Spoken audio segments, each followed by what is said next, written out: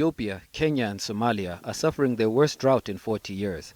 The region faces a fifth consecutive failed rainy season, and the United Nations has said it expects famine to be declared in parts of Somalia before the end of the year. Following a visit to the region, IRC President David Miliband says donors must act to save tens of millions of people from going hungry. 9 million cattle have died across the region in the last year, really brought home to me quite the scale of what we are dealing with.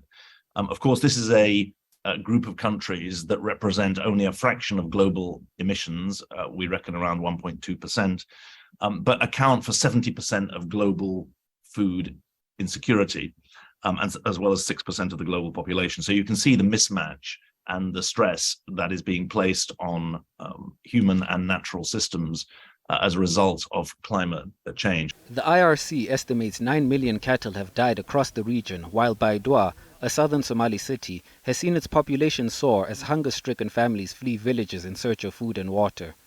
Miliband added that half of all deaths in Somalia's last famine in 2011 occurred before famine was declared. Too many donors are waiting for a famine declaration before they take action. But we know from the drought in Somalia in 2011 that half of the 250,000 people who died before famine was declared. So we're saying address this crisis through the front windscreen, not through the rear view mirror. Don't wait for a famine declaration in order to take action. Take the action now. Miliband said only the United States had increased its financial support for East Africa, as the crisis in Ukraine has diverted donor cash.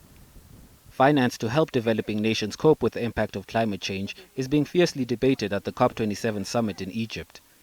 Delegates are trying to increase the pace towards reaching the ambition of reducing planet-warming emissions.